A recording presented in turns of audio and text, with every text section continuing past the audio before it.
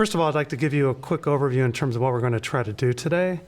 And I wanted to give you an overview in terms of the federal funds. I'll try not to sound too bureaucratic, but just to give you some background. The city of Pittsburgh receives 4 federal funds. We're an entitlement community, so we get these funds to do all the great work that happens in the city, such as developing affordable housing, providing public services for young people and seniors and others. We have affordable housing that's funded through the HOME program that primarily goes through the URA, Urban Redevelopment Authority.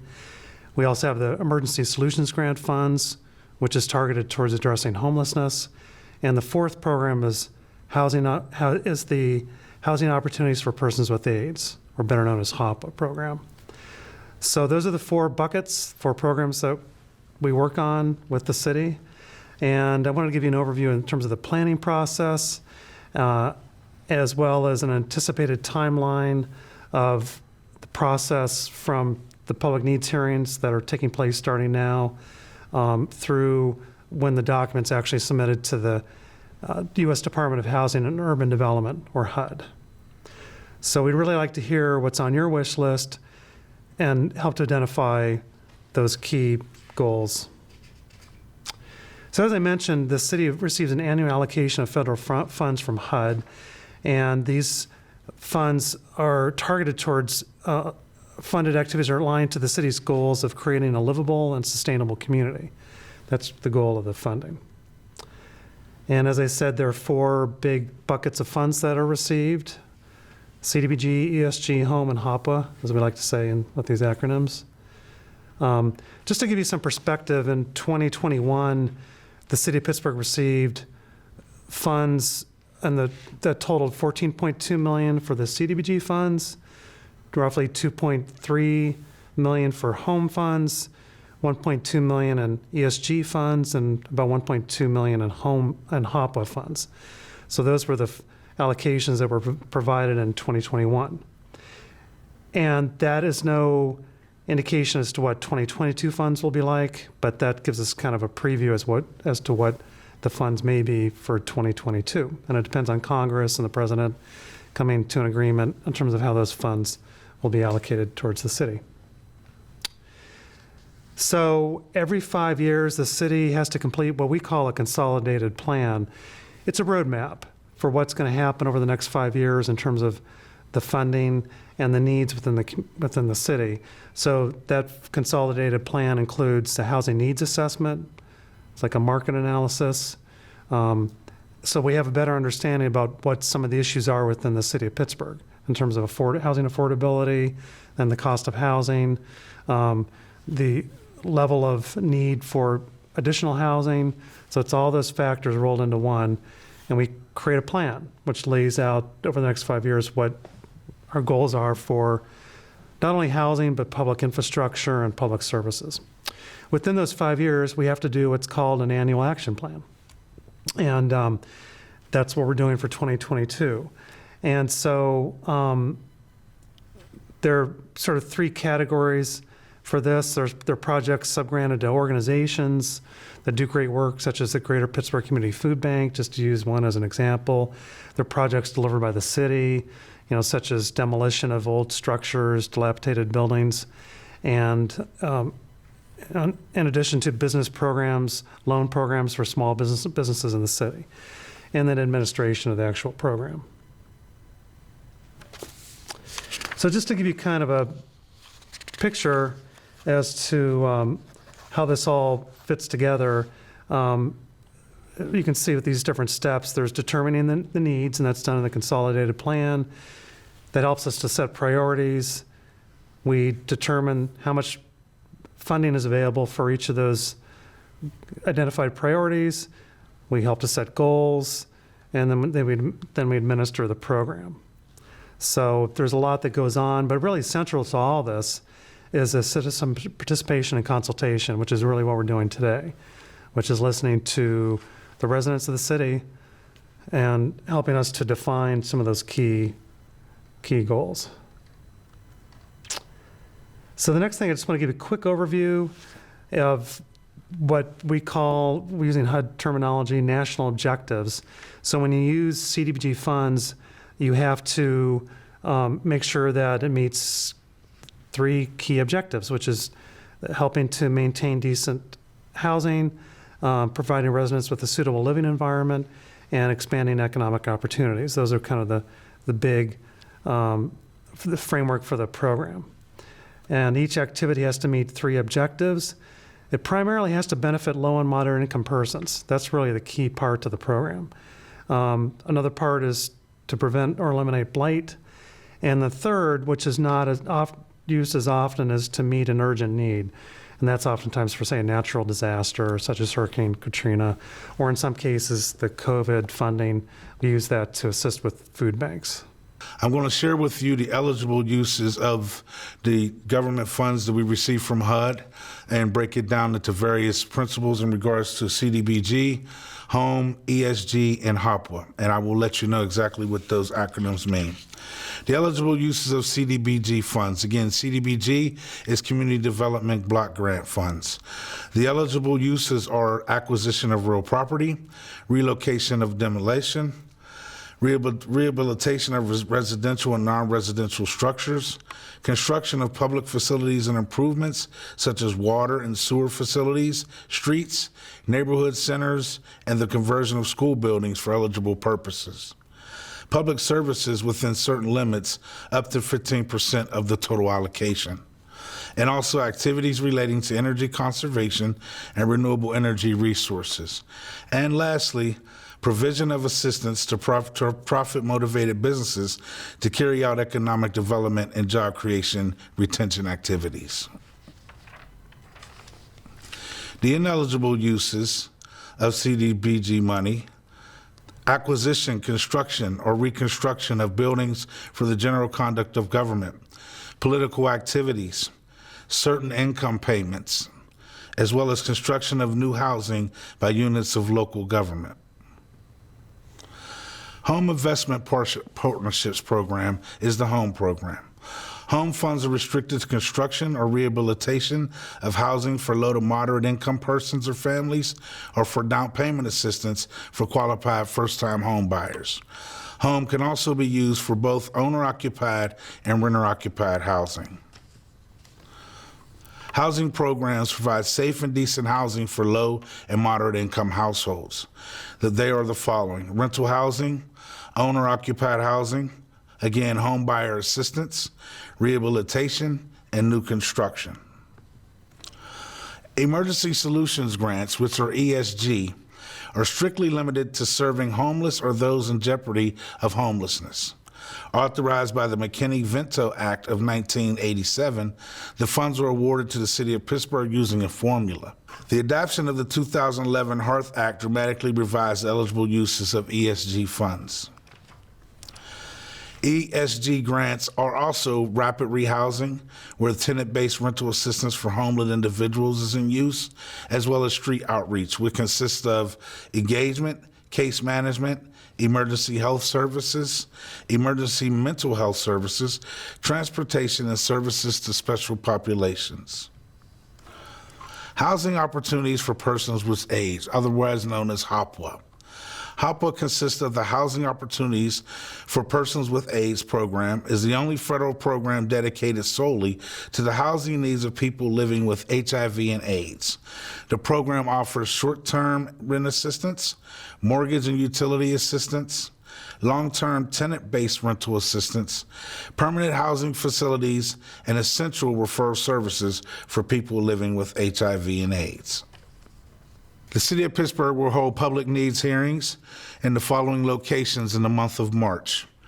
The first hearings will be held March 14th, 2022 at Goodwill, Southwestern Pennsylvania, at 118 52nd Street, Pittsburgh, PA 15201, in the neighborhood of Lawrenceville.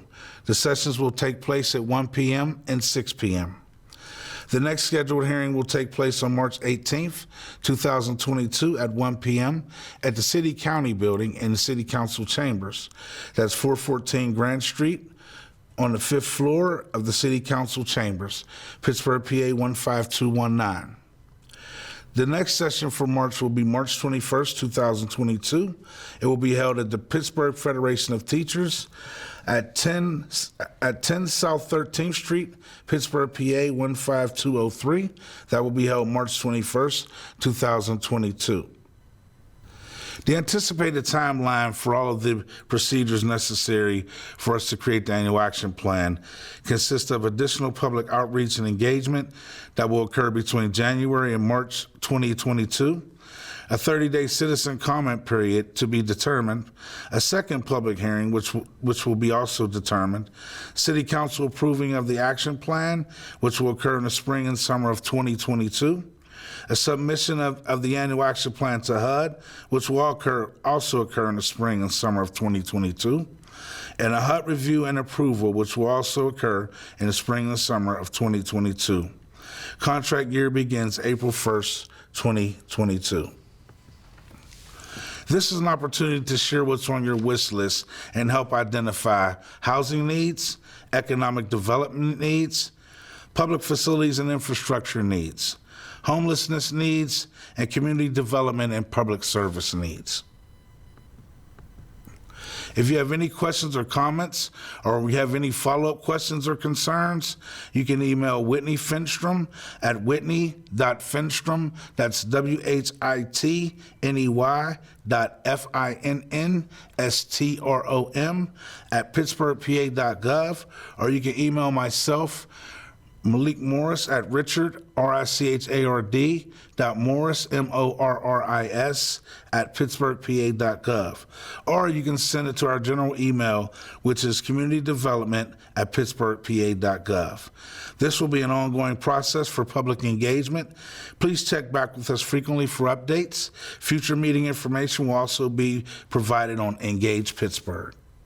Hi, my name is Khadijah Harris, and I'm an actual resident of the city of Pittsburgh. And I just actually moved back to the community that I grew up in, which is Homewood. So I moved back last year. And unfortunately, it was so disheartening, the things that I'm seeing in Homewood. I was born and raised there. I walked those streets, so I seen it when it was really valuable, and when the stores and the businesses were doing really well, and we were going to school there. And one of the things that kind of really sits out with me since I've been there since last year is the problem with the drugs and alcohol. We need help. We need real help, though. I've noticed the street teams, the outreach teams, not enough.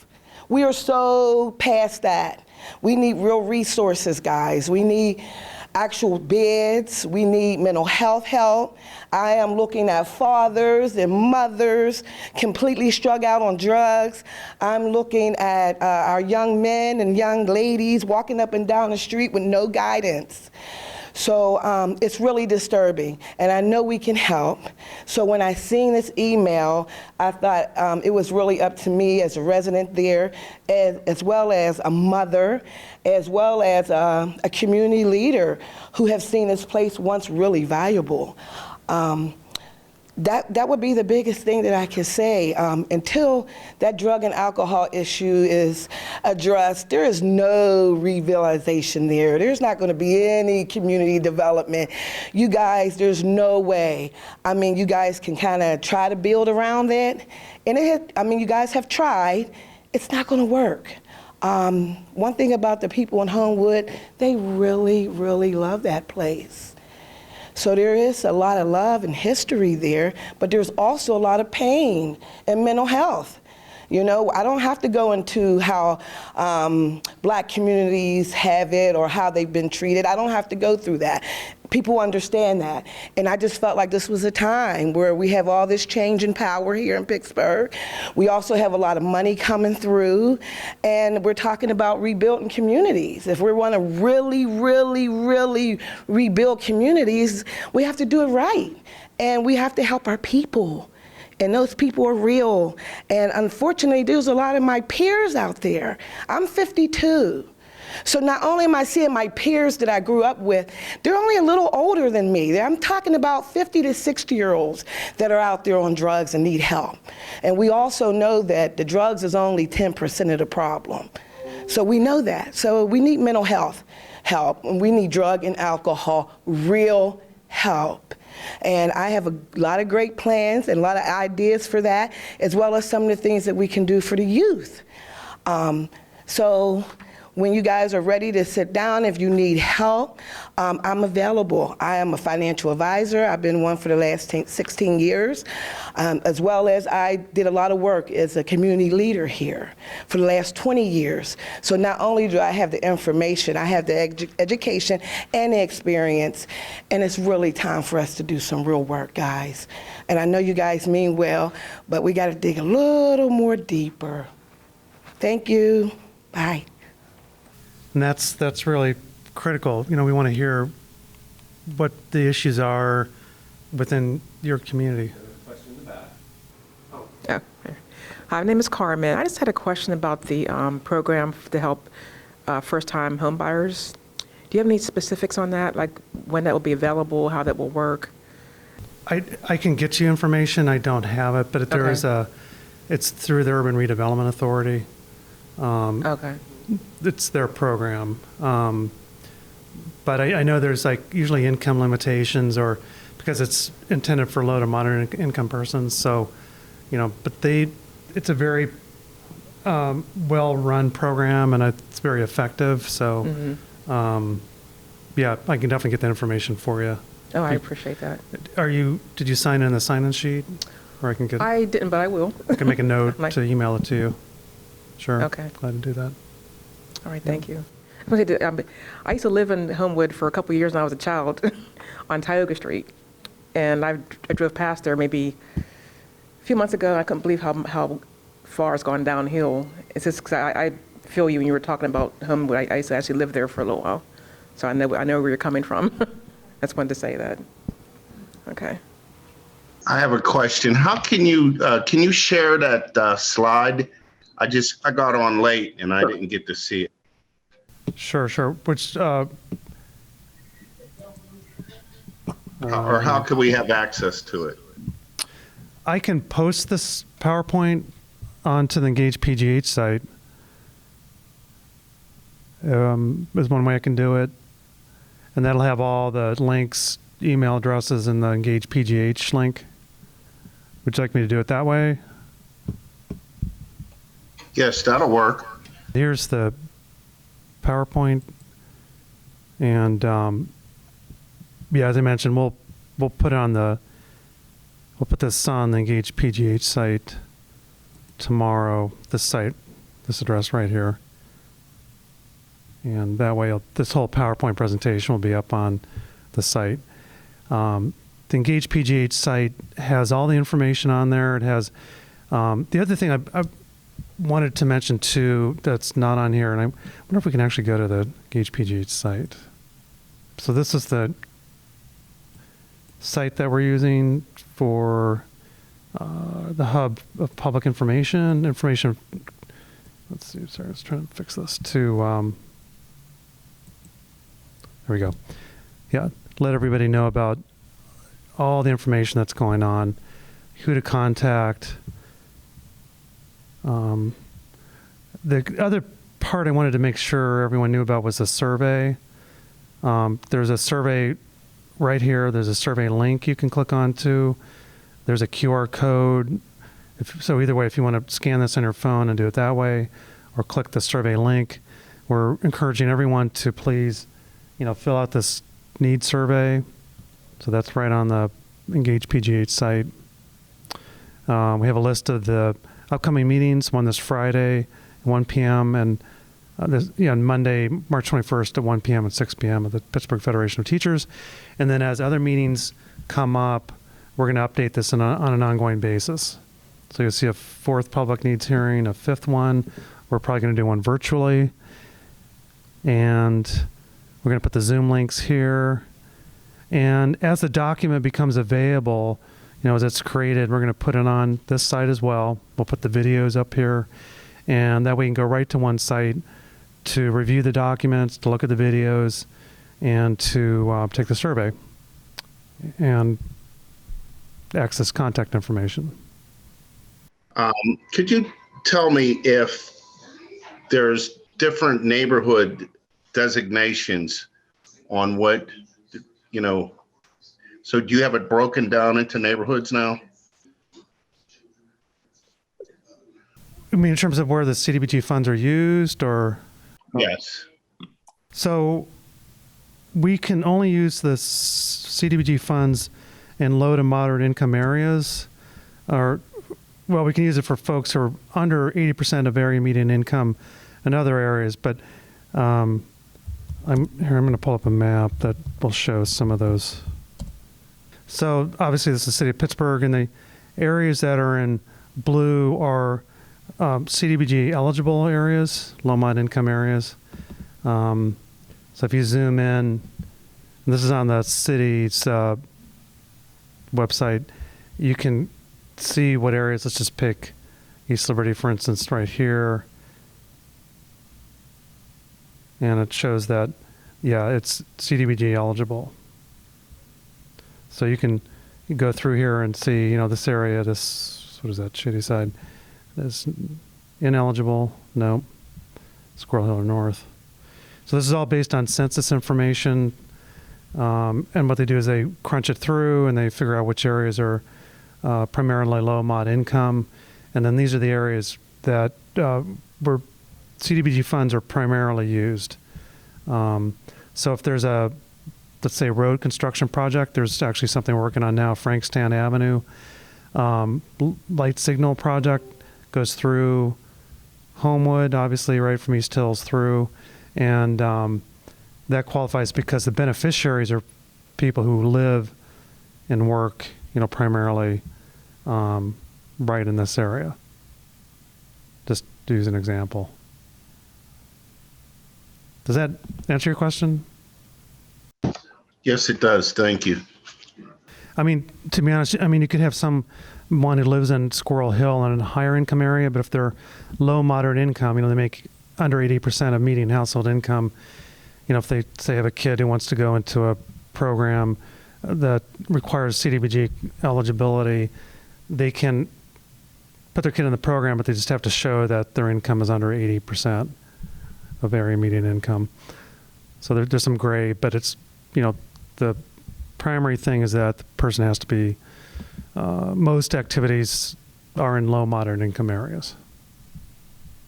This is Yvonne Rainey. I live on the north side, 15212. I'm a community activist and also a resident, and I live on the north side property.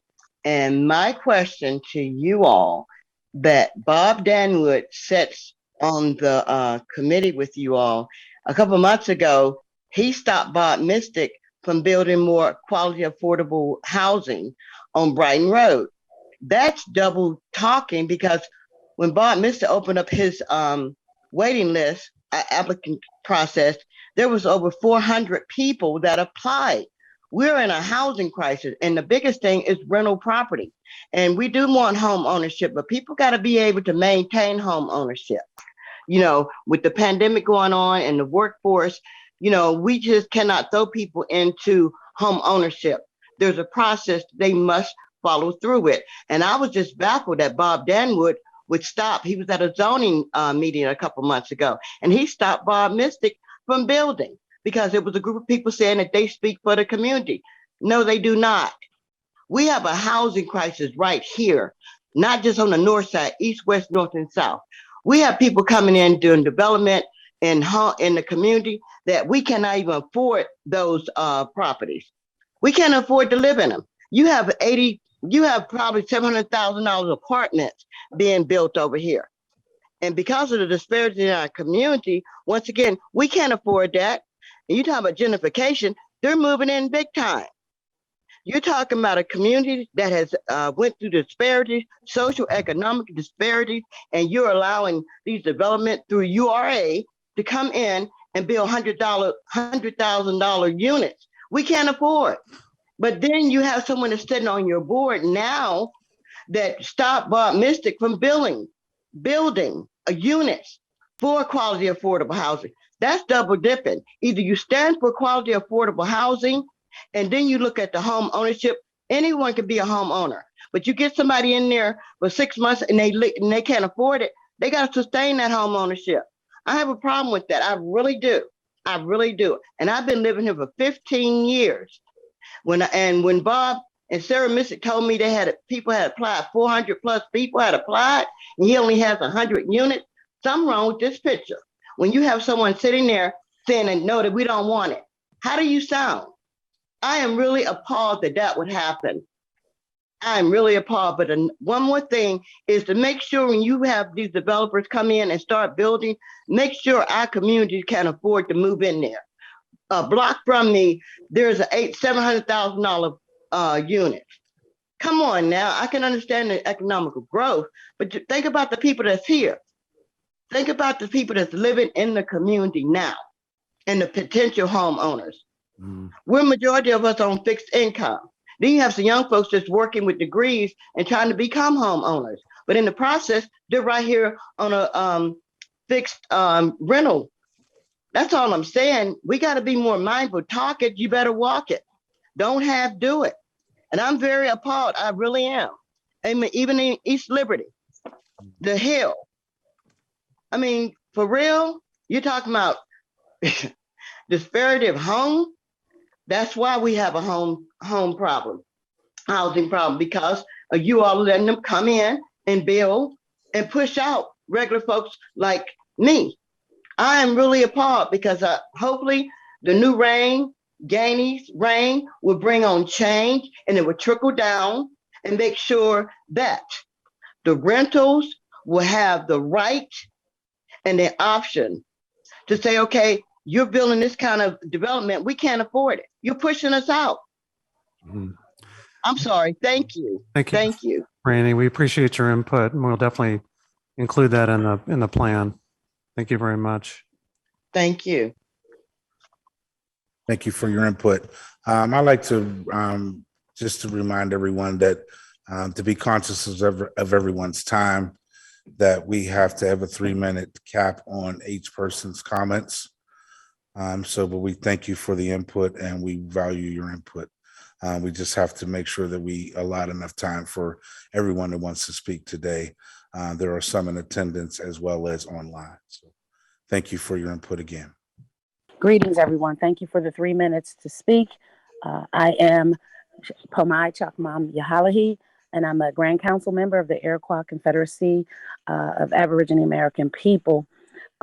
Constitutionally, Article 1, Section 2, Clause 3, and excluding Indians not taxed.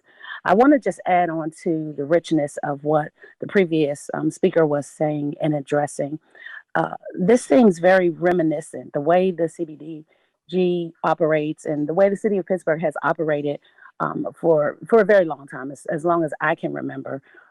There has been this concerted effort. It seems to continue the era of Reconstruction, or to continue the area or the time period of the Indian Removal Acts that were unconstitutional and overturned ultimately, but not before displacing many, possibly hundreds of thousands of Aboriginal American people from one place to another place. And, from Reconstruction, it became urban renewal and gentrification. And all these terms are reminiscent of the same thing. It is displacing people from homes, right? And so I'm here to speak for the Aboriginal people, but also support, the various citizens that are being harmed in this same way. We have a history with this government and the atrocities and the ill-conceived policies and depredations of which they've admitted in House Congress Resolution, which is law, or House Congress Resolution 331, 100th Congress second session. And I implore everyone to read that, because we come from a position of the true owners of this land, and we come from a position of the true holders of this land. And our position has never been usurped. It can't be. We're the original beings of this land, the Americas, not just here locally. And so with that being said, these discussions that are being had without our free and prior informed consent, which is also bound by the Constitution as well. And every city municipal office, organization, entity, both public and private, businesses, and all citizens, whether they're legally here or illegally here, they have status as immigrated here or naturalized. This is a problem for us, for our community of people. And we are here, and we have been here since time immemorial. So to leave out our voices in this discussion is egregious. It's against the Constitution, Article 1, Section 2, Clause 3. It's against various House resolutions, as well as our treaties, over 370 of them, and as well as international law, the American Declaration on the Rights of Indigenous People and the United Nations Declaration on the Rights of Indigenous People, which your government, the United States of America Corporation, has agreed and stands and holds that to be true and evident. So moving forward, our council, our nation, the Iroquois Confederacy of Aboriginal American People must be included in all discussions as it relates to our land, structures, our. Thank you. We appreciate your input, and we will definitely take your voice into account in the annual action plan. Thank you. Next, we have a gentleman from the Greater Pittsburgh Community Food Bank who we really appreciate the work you do. So go ahead. I was about to say, how did you know that? But I remembered my shirt. My name is Adam Morgan. I'm the advocacy coordinator for Greater Pittsburgh Community Food Bank. I just want to thank you and the city for all the support that you have given us over the years. And thank you, Mr. Finstrom, for mentioning the food bank and some of the resources that CDBG funding has been dedicated to us. I just wanted to take a moment and talk about Greater Pittsburgh Community Food Bank's mission and the collaborative nature that addressing food insecurity issues really requires. Our mission is so much more than simply putting food boxes into people's trunks. Our work is about all of us coming together to meet the needs of our neighbors where and when they need us. So at the food bank, we know that hunger doesn't happen in a vacuum. Many other societal circumstances affect individuals and families' food security status. Housing, transportation, employment, healthcare access are just a few areas where social service collaboration is a must to help families pull themselves out of poverty. So when planning for affordable housing, urban development, or community development, food security and anti-hunger priorities must be considered in that plan. You know, we have many different programs at the food bank where we get food to people where they are, whether it's through our direct distributions, the Pennsylvania Senior Food Box Program, or our partner agencies, of which we have over 125 across the city. We're eager to partner with the city in new and innovative ways just to get that food to the people where they are. Thank you so much for your time. This is John Tagg. I'm with the City County Task Force on Disabilities. I had one specific thing I wanted to talk about. First of all, do me a favor in some of the material, don't use the term handicapped. That's not really acceptable in the disability community. So please try to not use that term. The main reason I wanted to comment was on the condition of some of the sidewalks and abandoned properties. And I know we can use the CDGB funds for that. So I wanted to make sure that that's part of the plan, that we look at that and maintaining our sidewalks, because sometimes the streets are in better condition than the sidewalks are. And that also means maintaining the curb cuts that the city has to access the sidewalks. I just wanted to comment on that to make sure that we take a look at funding for sidewalks, because getting around is extremely important for people with disabilities. Just by way of identification, I use a power wheelchair, so I'm on the streets and sidewalks a lot, and I notice a lot of the conditions. So I do appreciate you guys having the meeting this afternoon, and thank you for giving me an opportunity to make some comments. Thank you. Thanks, John. We appreciate your input, and we'll definitely include it in the annual action plan. Thank you. My name is Arby Bankston. I am Vice Chair, Hill District Consensus Group, resident of the Hill. So to echo some of the comments that have been made, primarily our communities are typically making less than $15 an hour.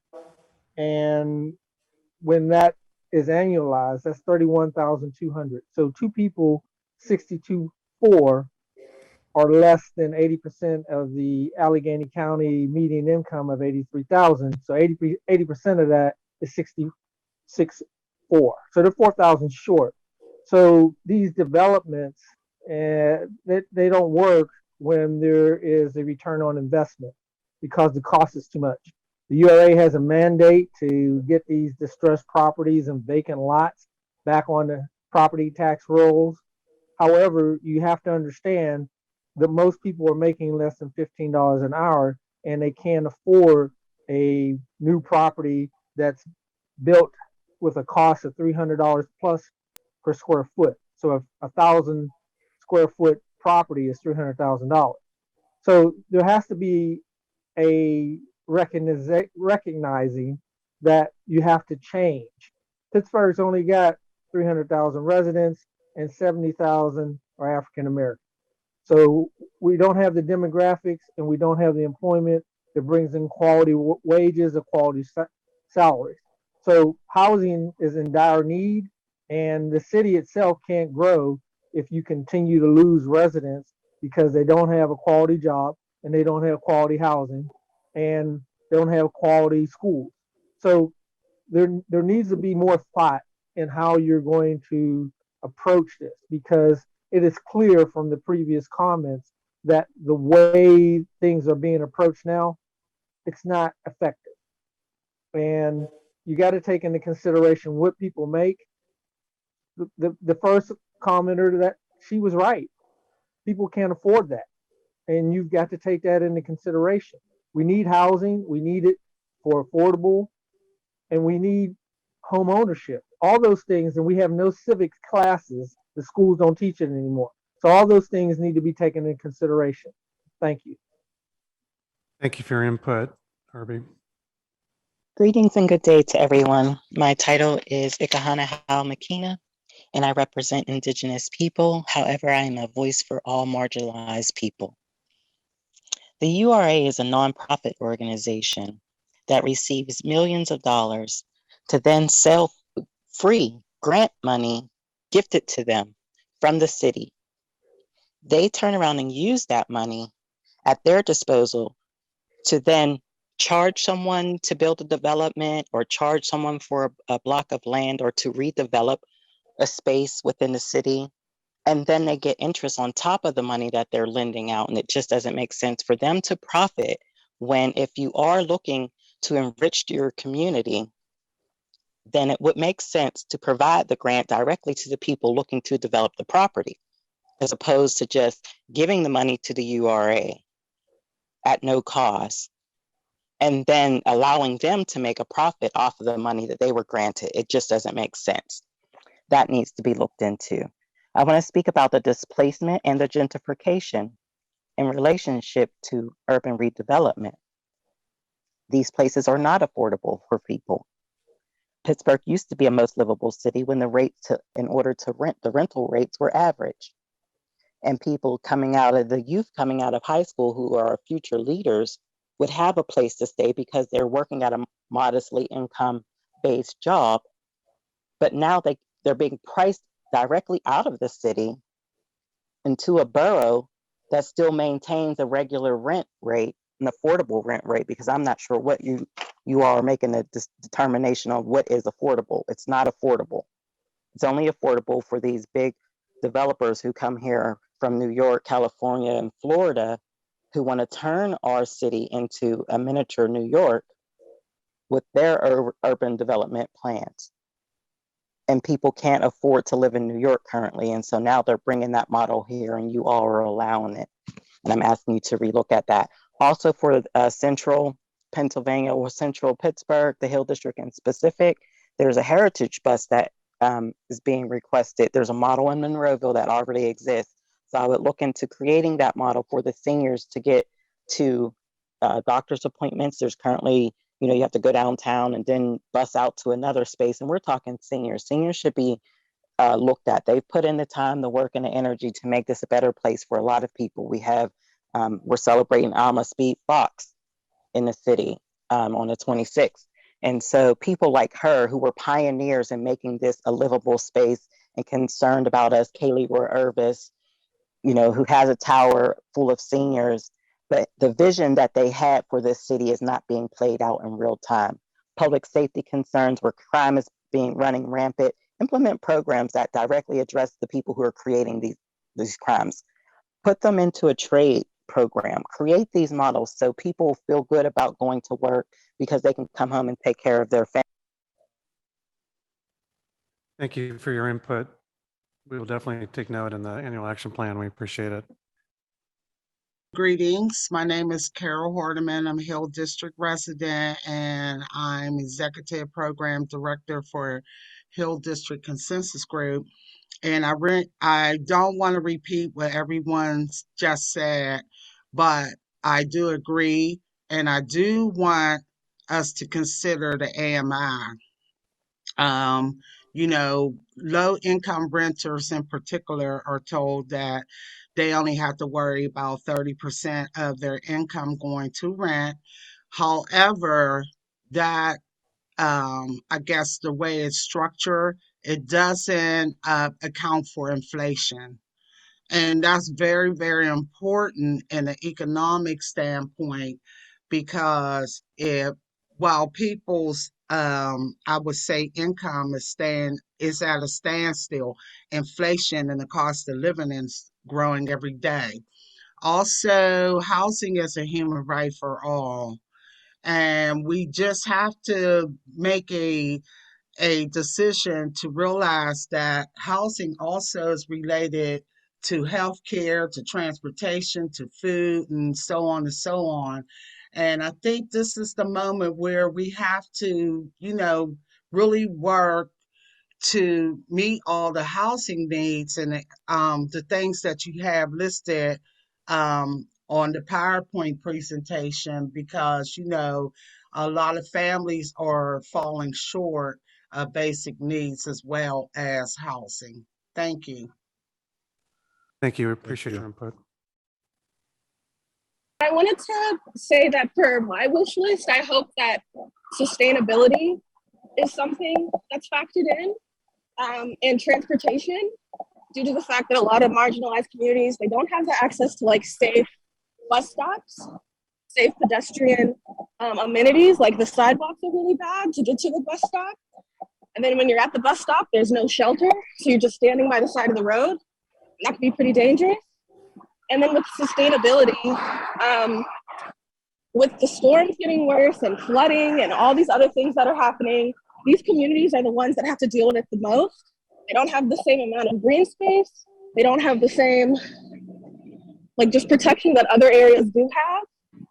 So I'm just hoping that these communities can also have that in their consideration when they, start to use this grant money. But that's all. Thank you for your input. We appreciate it. I have a lot of houses here in Homewood that seem to be just left abandoned, but don't seem to be in that bad of a shape. And how do you go about getting these houses and getting them fixed up? And is there funding to do this with? Thank you. I am registered with COSI, and I did also write a number of points. It turns out they went to the gentleman that's the videographer, and he said that he would forward them to Mr. Finstrom. So maybe you can help me, remind me what I want to say if I lose my train of thought, because I'm a little nervous speaking in this manner. And forgive me if some of what I say seems like I'm jumping around. That's okay. Go ahead. Thank you. And anybody that's spoken before, I mean, I'm happy if they can add or subtract what I'm saying. The first lady that spoke about affordable housing versus, and I guess that reminds me of my point that, for instance, saying affordable housing versus, $700,000 condos. I think they should coexist, and it seems to me that in the successful neighborhoods, they do. Sometimes the neighbors are tied very strongly to a culture or religious cultural tradition, and that's stronger than how much money somebody has or how many square feet they have. And I would like to, toward that end, I would like to, and to the most recent gentleman's comment about housing, like as an example, in Homewood. Um, I think first of all, I think I personally would appreciate to have the voucher program explained, and also to have a true cross section explained as to who actually is eligible for it and who uses it. Because from what I understand, if it's just income based, then it should and maybe does help, a dentist that's struggling through graduate school, as well as maybe what might be stereotypically thought of as who uses it. But I think to balance things and everything, I believe you have to consider equilibrium and balance, and to balance the things like the voucher program or the need for vacant houses that don't seem to need that much work. I think one thing, and also there's always a cultural and a perception, a public relations, if you will, perception of entities. And I, just like somebody said, I don't use the disability word. Sometimes, can you imagine if you used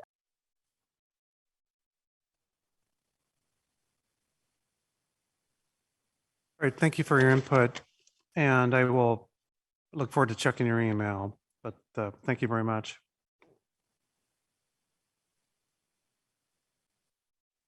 I raised my hand. This is Yvonne Rainey. I just have a comment.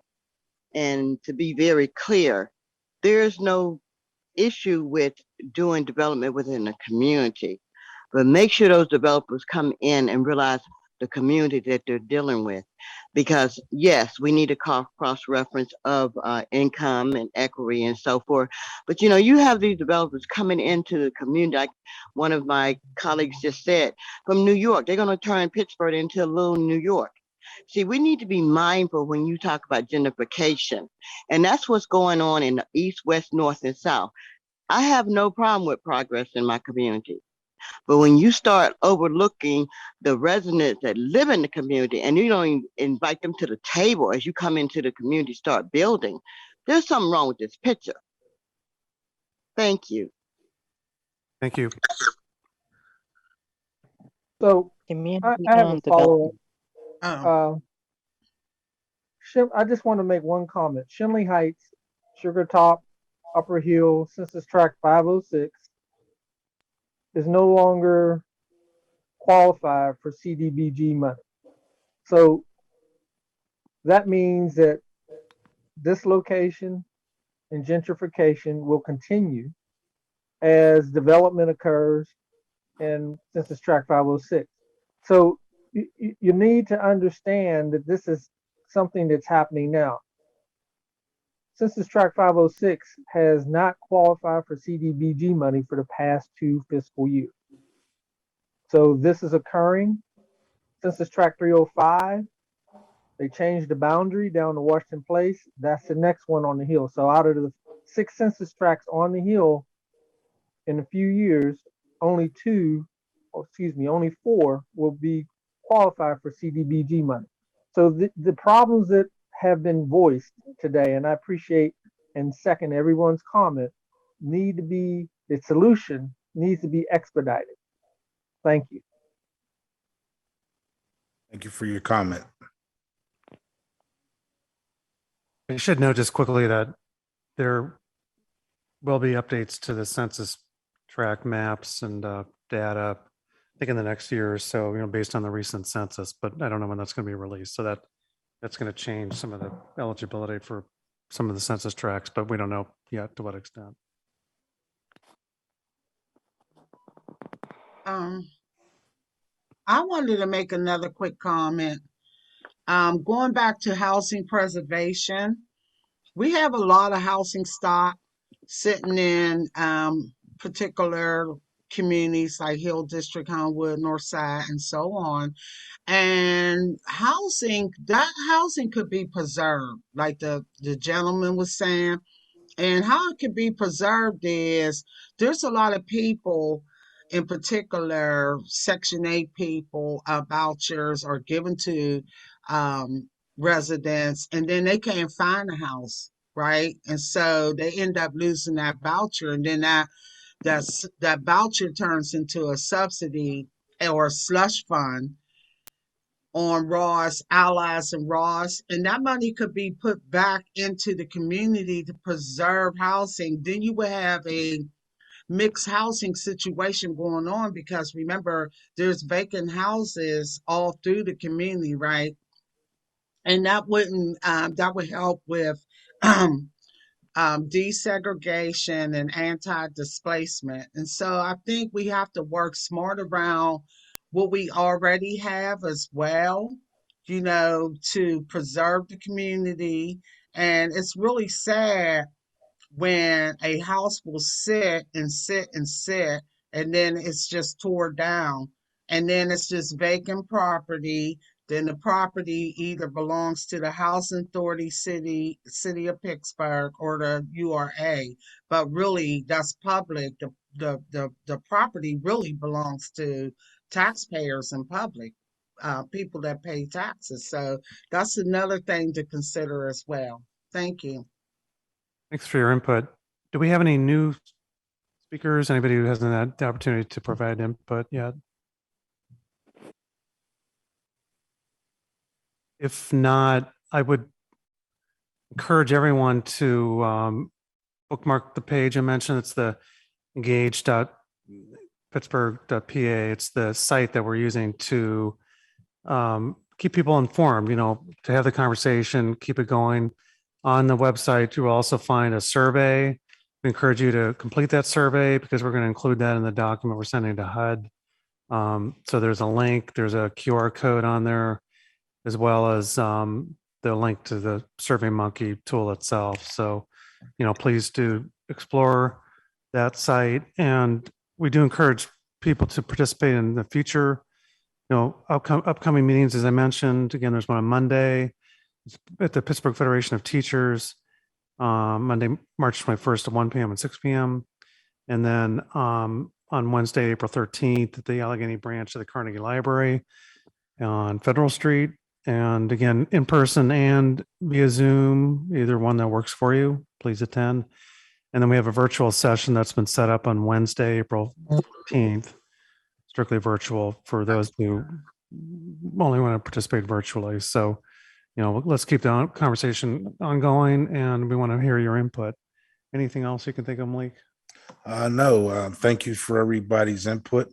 We value all the input. Again, this is not an opportunity for us to answer questions. It's an opportunity for you to speak to the needs in your community as we move forward in creating the 2022 annual action plan for the city of Pittsburgh. Thank you for your input today. Thank you very much. Thank you. I would like to say one final thing. It'll be very quick. This is Pamai Chakmam Yahalahi, Grand Council member of the Iroquois Confederacy. I want to remind the URA their obligations to quote unquote Indian people and excluding Indians not taxed. This is duly established in their records. So making sure that they are honoring that all URA held property, quote unquote, is Indian property. And that is in law too as well. So again, to include the Grand Council of the Iroquois Confederacy of Aboriginal American People is essential and paramount moving forward, and I yield. I'd like to say two suggestions. I would like to see us have two types of professionals brought on board for the neighborhoods and for housing issues that are floating around all year. And one is, if anybody remembers the 70s when there were encounter groups. And so that would be for having people, creating a type of atmosphere where supposedly different, as was mentioned, rich or poor, this color, that color, or an owner or a voucher haver, so that those can come together and truly see each other and have a safe place to honestly air differences and find commonalities. And another related professional that I would like to see in this mix on a year-round basis, available either by community or all around, is a mediator, because there are things that happen in neighborhoods that escalate to the thousands of dollars, to two houses being left vacant because there might be neighborhood vigilantes that ride herd on certain inspectors, and they keep sending monthly issues for 2 inches of grass, to where they intimidate people to leave and to abandon properties or similar reasons. And so we need people that are mediators, that are professional, that are not biased, and that can heal these things before they exacerbate to abandoned buildings, or to somebody, as the mayor said, somebody standing on the street getting into increasing trouble because somebody offered him a sandwich. So I think that's a need beyond, because people have very strong communities in what are not fancy houses. So it is the structure. And I think it's very important, just like you subsidize housing with the 30%, to make it work, you also, and to what I call stabilize in place. It's important to subsidize landlords who would like to host Section 8, but need help to keep, maybe this year a furnace, maybe this year paint the roof. And especially, like was mentioned, with older people, these are the people that have paid taxes for decades and now cannot maybe even stand outside in the cold to watch a roofer, and need help and need respectful help, not being hounded or having manipulation so that their property.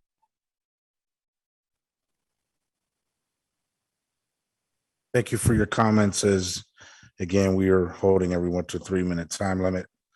If anyone else has something they'd like to add, now is the time.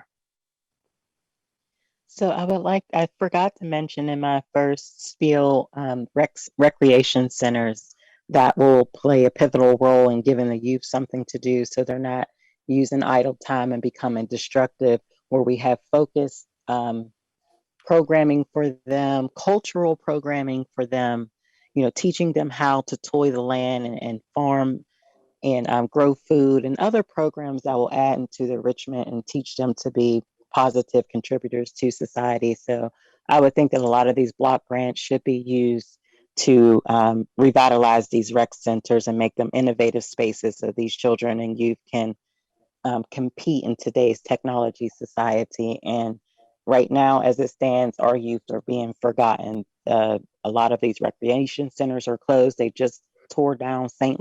Lawrence O'Toole.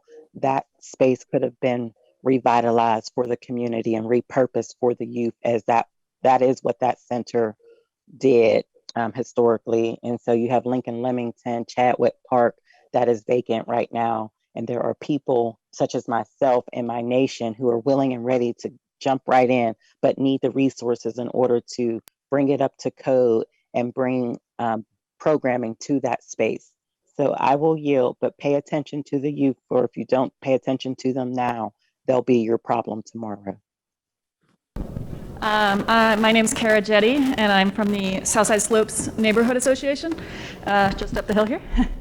We have 3 main issues, I guess, that we wanted to make sure are talked about and addressed with this year. 1, infrastructure, of course, city steps, the historic city railings, retaining walls, constant problems that we have. And then 2, the encampments. So right now we have encampments in Southside Park. We have encampments under the 15th Street footbridge, and then also other encampments that pop up throughout the summer especially. And they generate a lot of associated trash. Right now, I guess we as an association have a lot of compassion for our homeless neighbors, and certainly we want, and I know the long-term solution is for, more housing opportunities for them, and that is obviously something we want to push for. And also we want to push for the kind of immediate short-term. There's a lot of negativity in the neighborhood because of all the trash that's generated. If there was a way to help pick up that trash more regularly, or have more dumpsters or trash cans around for them to use, and then obviously, in addition to just trash cans, ways to get rid of drug paraphernalia. Just last Wednesday, I was picking up a bag of needles, and that's dangerous. So obviously, that's a concern of ours. And then finally, Southside Park, like I mentioned, it's a big part of our neighborhood. A lot of our neighbors have been working on improving it, working with PWSA, and just making sure that we get to continue turning that from a neglected park into one that's supported going forward. So thank you. Okay, thank you for your input. Hi, Jacob Williamson, resident of Crafton Heights. Just one issue would be allocation of funds for either the demolition or the reconstruction, I'm not sure, of abandoned properties, of blighted properties. It doesn't seem to me that we as a city have enough money or the infrastructure in order to do that. That's all. Okay, thank you. We will definitely include your comments into the annual action plan. I'd like to now switch to if there's anyone who, in our virtual world, wants to provide any comments or input. Okay. I guess I wanted to speak on what I guess you were talking trash and I guess in the area. And I guess I would be looking at how do we hold just accountability for the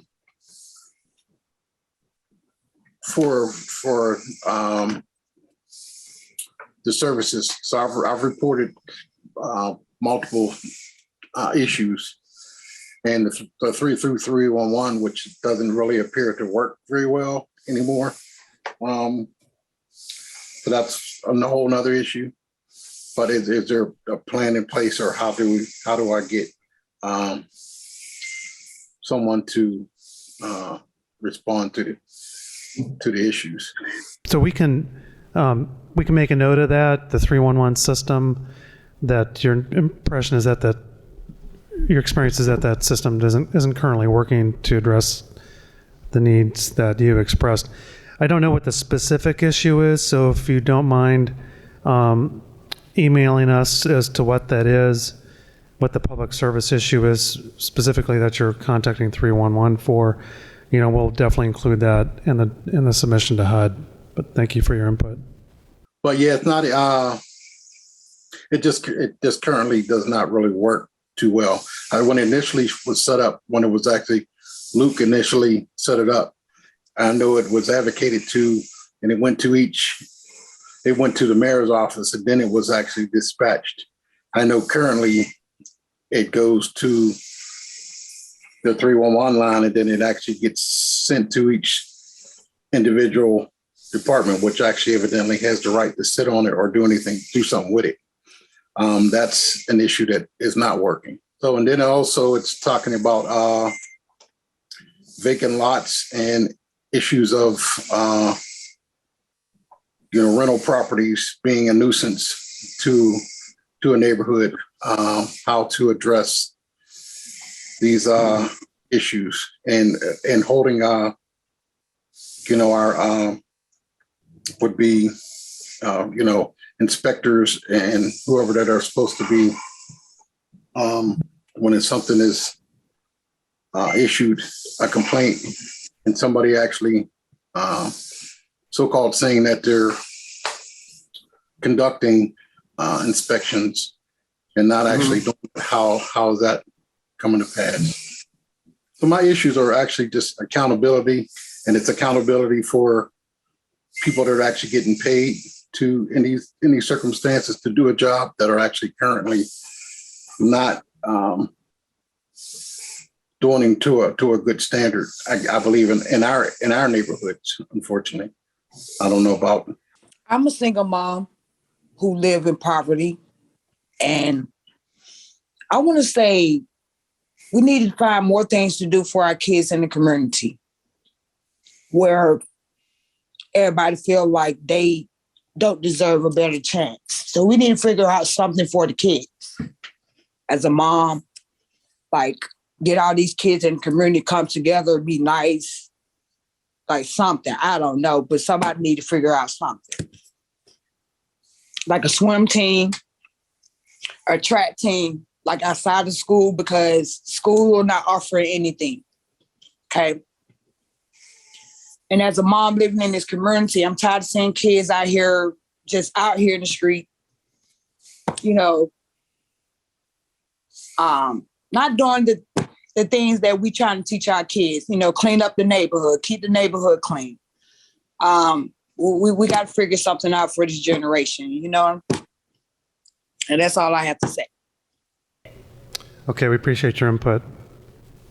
My name is Ashley Durham. I'm with the Hugh Lane Wellness Foundation here in Pittsburgh. I think most of our questions were sort of answered by the slides as far as what home funding is going to be doing and how we can best use that to best serve our community.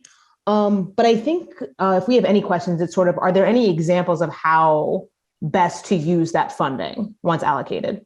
Basically, so I work with a nonprofit organization here in Pittsburgh known as the Hugh Lane Wellness Foundation. And sort of one of the things that we're wondering as we learn more about sort of how funds are being allocated is how best practices for things like the home grant, so that we know how to best spend sort of what we'll be getting from this once funds are allocated. So I'm not sure if I made it clear, just so you know, so the city receives home funds, as you saw, right? Those home funds, I'd say 100% of those funds go directly to the Urban Redevelopment Authority for affordable housing programs.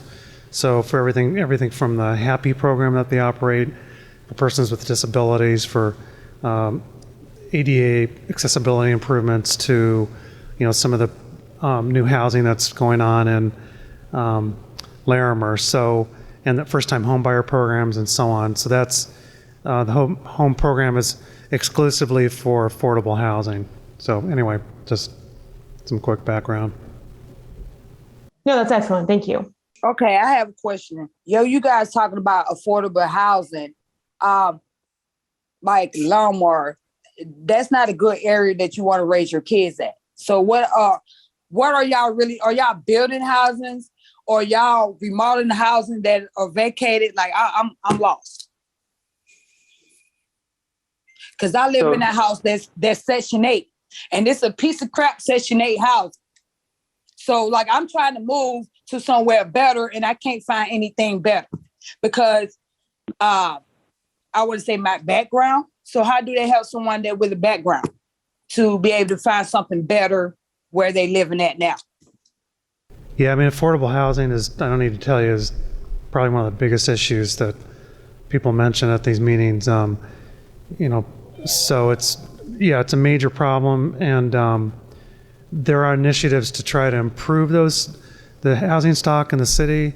The home funds are just one source of those funds for affordable housing. And the reality of some of it is that there's never enough, you know, these federal funds to make up the difference. You know, it's kind of a combination of funding sources, tax credits, and state funding and local funding. But I'm going to hear what you're saying. If you look at the housing programs through the Urban Redevelopment Authority, those are probably the best sources of it's the best source of information in terms of the programs that are available for affordable housing, either first-time home buyer or other programs. But yeah, I mean, that's a big issue. So we appreciate your input. Excuse me. Do you actually have any already building any handicap accessible housing that you know of? Yeah. So I mean, we can take your input. I mean, there is within every development that happens that the Urban Redevelopment Authority does through the home funds, it's required that there are accessible units within those developments. So like, just as an example, the new Penley Place development that occurred 10 or 15 years ago, a certain number, I've forgotten off the top of my head, I think 5 to 15% of those units need to be accessible or modified for accessibility to make sure that folks who have any accessibility issues are able to live in those units. But we definitely will take into account your input. We appreciate it. Hello, this is Malik Morris. I just wanted you guys to understand that today we are documenting all the needs that you are mentioning as to the community. So some of your specific questions, we don't have the answer. We don't work every department for the city. We are putting together this information to help City Council formulate an annual action plan. So some of your questions will need a more thorough answer. And if you could email us at our community development email, and that's community.development at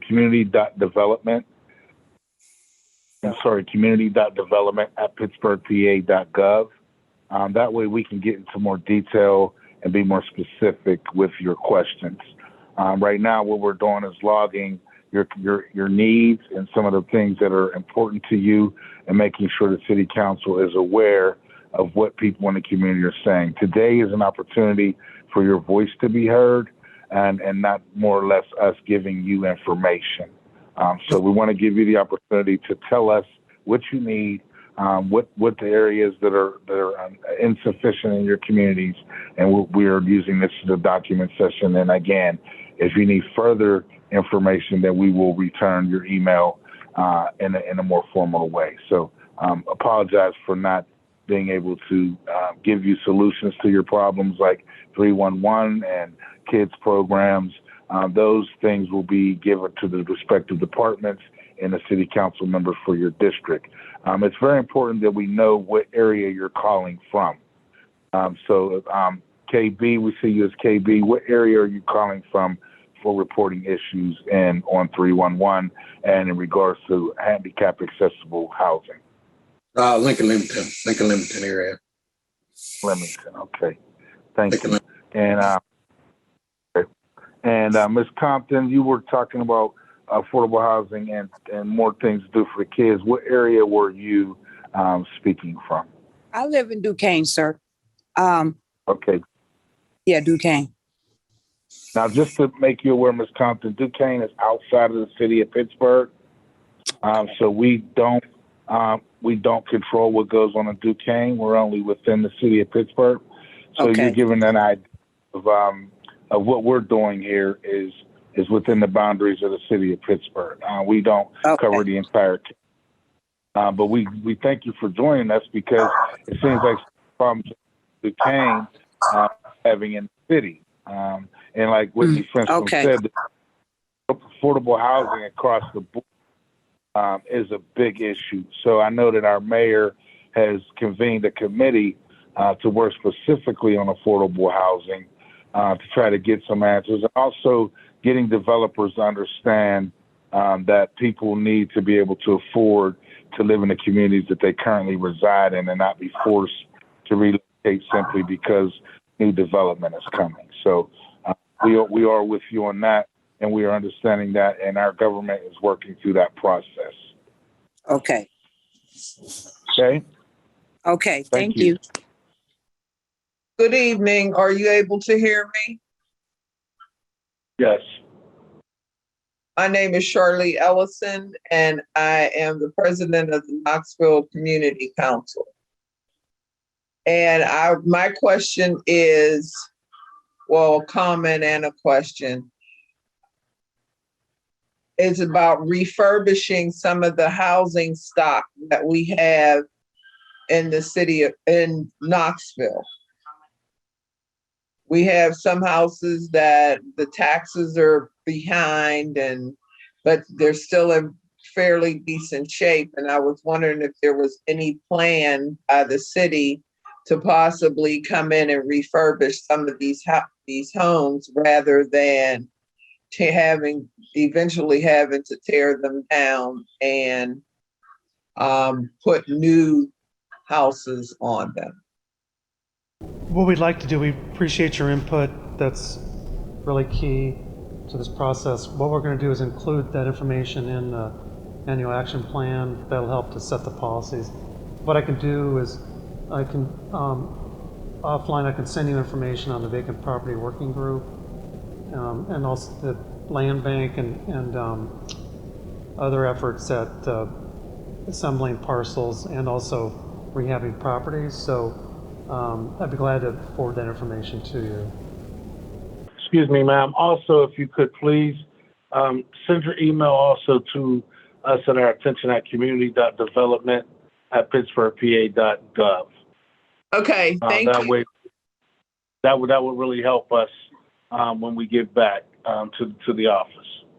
No problem. I'll definitely do that. You're welcome. Great, thank you. So do we have someone else who looks like we've got a number of people? And don't be shy. Feel free to provide input. Hello, my name is Masood Sales. I work for the organization Grounded Strategies. We're active throughout Allegheny County, but also primarily within the Pittsburgh area. I would first like to second Ms. Ellison's comments regarding rehabbing vacant and underutilized structures. I think that it could go a long way towards addressing our homelessness, or rather epidemic of unhoused persons within the county. But also, I would like to point towards vacant and underutilized land as a great concern. I think that perhaps a good utilization of some of this funding would be in addressing that, perhaps by the method of creating better data governance infrastructure surrounding the current status of a lot of the vacant parcels within the city. I also think that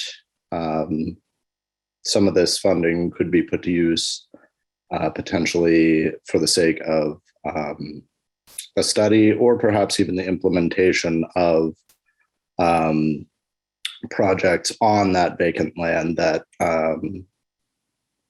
better serve community needs. And I'm not just talking about developed infrastructure, i.e. buildings. I'm also talking about utilizing those parcels for the sake of green stormwater infrastructure, boosting ecosystem services, and creating better habitat connectivity within our region for many of the endangered species we currently harbor in our region, many of those being insects.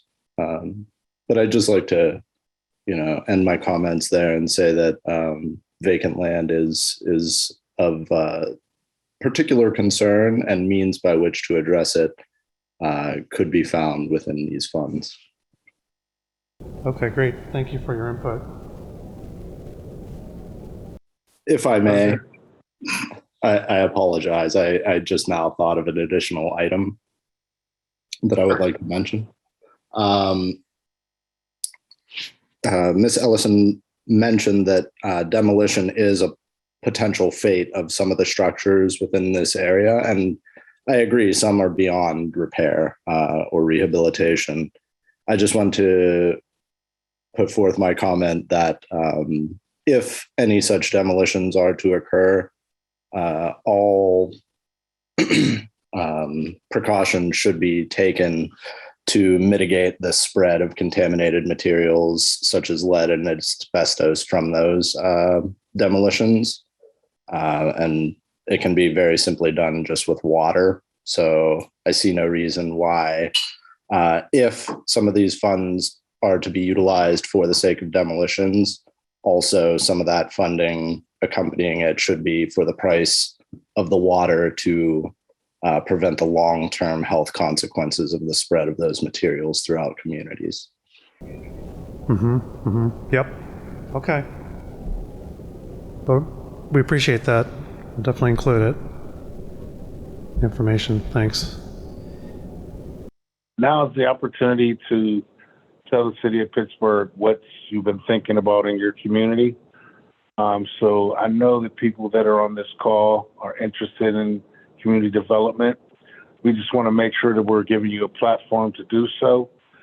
We don't have all the answers to some of your needs right now, but what we're doing is collecting this information so that the city council and the mayor's office can make those decisions that are necessary as it relates to the different communities in Pittsburgh. We have over 90 communities in Pittsburgh, and everyone is challenged in some way. So this is an opportunity for you to speak your piece and to let us know exactly that burning situation in your community that needs to be put out. So make no mistake, we are the people that are collecting that data.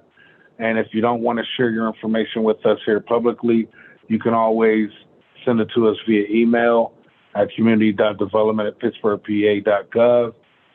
So we have the opportunity for you to do our survey on Engage PGH. So please, if you're here to tell us what you need to say, please, now is the time. And I am just sharing right now the Engage PGH site, just to give you a preview. It has the information all in one location, our contact information, our email addresses, the link to the survey, QR code for the survey, the timeline, some meetings we've had in the past, and upcoming meetings, and then, as I mentioned, once the document is created, it'll also be placed on this site. For those who have joined us, thanks for joining us this evening. We went through the presentation. I just want to show you for future information, if you want to stay engaged, there is a website. It's on Engage PGH, where we're going to be keeping all the information in one location in terms of meetings and information on the annual action plan once it's put on display for 30 days. And it's on Engage PGH. There's a survey link on there and a QR code. I'm also showing our email addresses. If you have any questions, just feel free to email us, or you can email our general email at community.development@pittsburghpa.gov. Hello, this is Charlie Ellison again. And I have a question about some of the new lighting that I see throughout the city. It seems to be in a lot of the business areas. Is that where the lighting is being concentrated at? Is that the purpose for that lighting, or will it eventually be changed and coming to the neighborhood? Ms. Ellison, from what we understand, the city of Pittsburgh has over 30,000 lights, and eventually they will all be replaced with the new lighting. It's an energy efficient, cost-cutting move.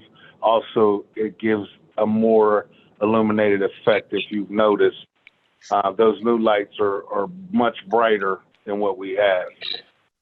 So it's from what I understand, it's a 2 to 3 year process to change all the light bulbs out. And I actually don't know what communities are doing first and where they are doing it first, but eventually all the lights in the city will be replaced. Well, thank you for that information. That'll be wonderful. It will make our neighborhood a lot safer. We have a lot of empty lots up here. We have seniors, a large population of seniors, and a large population of children. And it would be extremely helpful in the Knoxville community to have those bright lights, because at least you could feel a little bit safer when you're walking around. So thank you for sharing the information. You're welcome. Hello, this is John Holt. I have a question. Sure. Yes, I would like to know what type of summer programs that we might be looking at this summer for our kids. Dealing with COVID and everything. our kids haven't had too many programs or new programs. Is there anything in the pipe for as far as outdoor activities or any camps or anything for the city for the kids? That's a good question.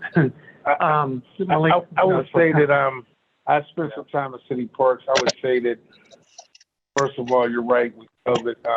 They're trying to get everything back up to speed. When I made that is regards to the rec on the spray parks and opening every pool.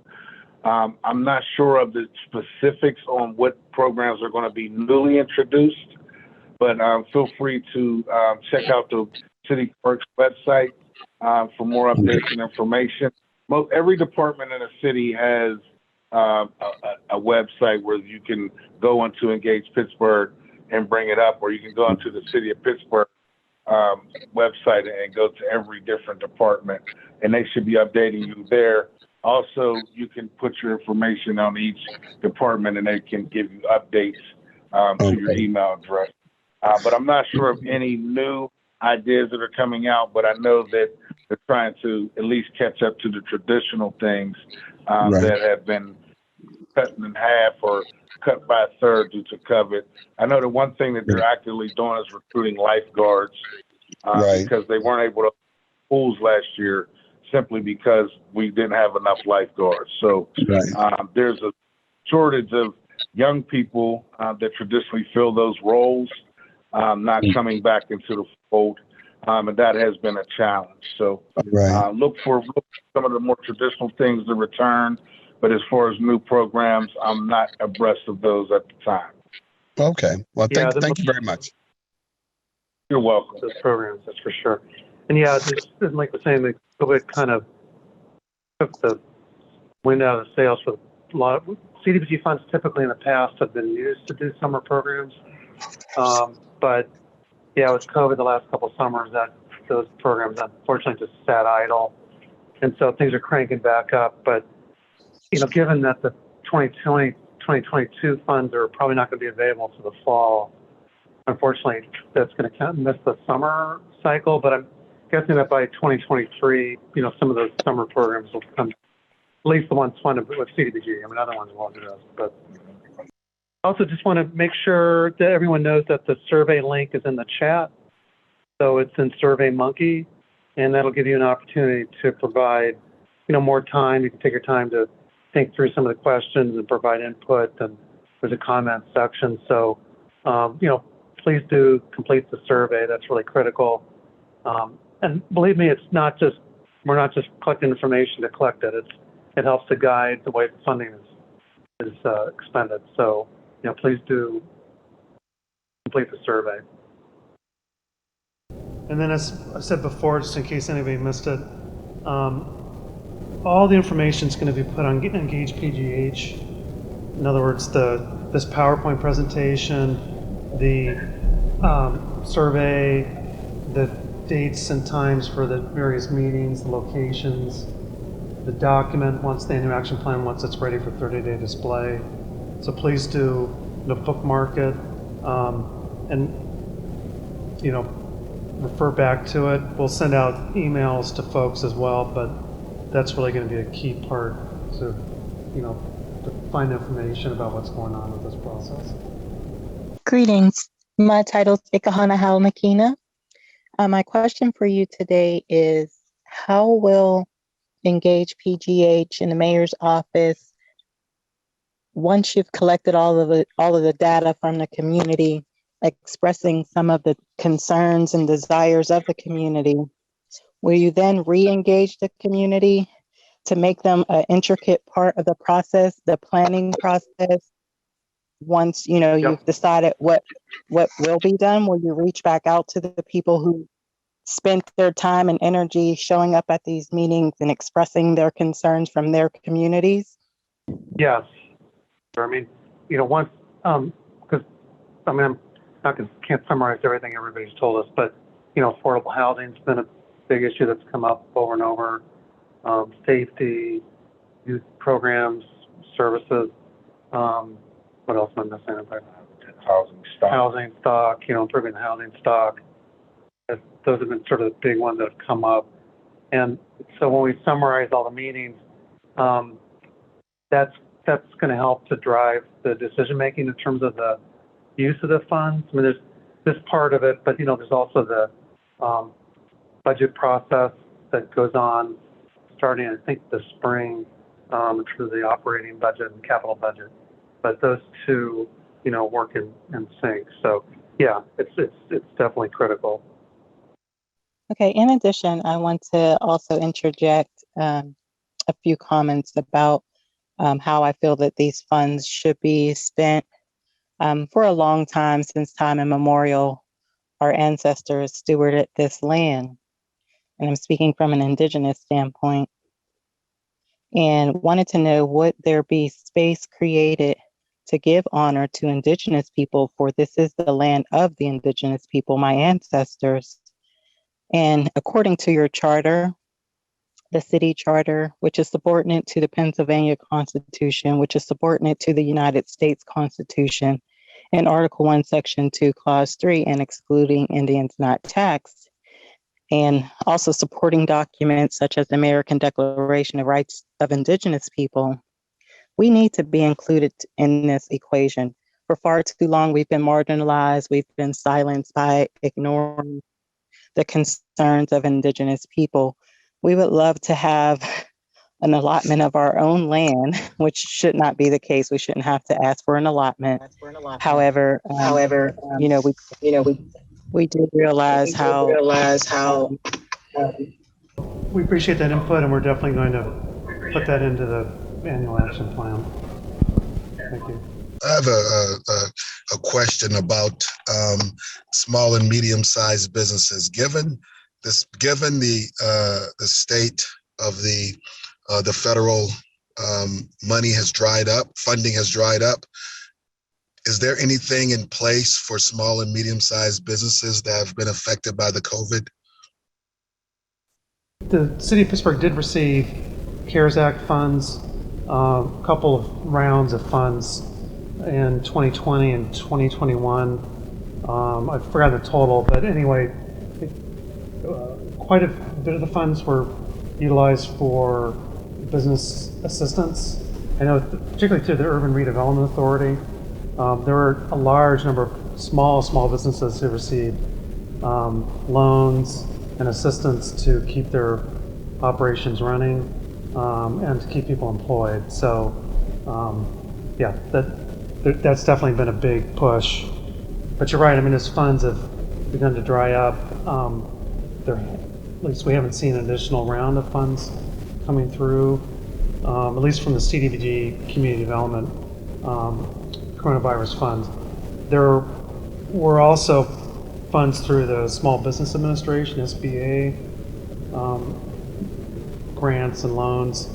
I don't know if that helps to answer any of your questions, but yeah, there have been resources. And you're right, I mean, the fact is there's been some pullback of funds. And part of the $14.2 million, that the city received in 2021 was for business loan and grant programs through the Urban Redevelopment Authority. The Avenues of Hope program is also another big push and also a source of funding. All those programs, as Malik showed, have to meet certain requirements. In other words, they have to be for persons who need job assistance, job development. We have to show that low and moderate income persons, were able to be assisted or received a job or benefited through access to a job. So there are all kinds of requirements because in the end, the CDBG funds are intended to be used for community development for low and moderate income persons and urgent need and other, but that's usually only used for national disasters such as Hurricane Katrina. But yeah, the business economic development piece is a key part of CDBG funds. We appreciate your time this evening. Please do stay engaged on the Engage PGH site. You can always contact us on the email, our email address. And we do have some upcoming meetings. Just want to reemphasize on April 13th, That'll be in the Northside Public Library at 1 p.m. and 6 p.m. And then on April 14th, Thursday, that'll be totally virtual at 1 p.m. and 7 p.m. So please stay engaged, and we look forward to further input.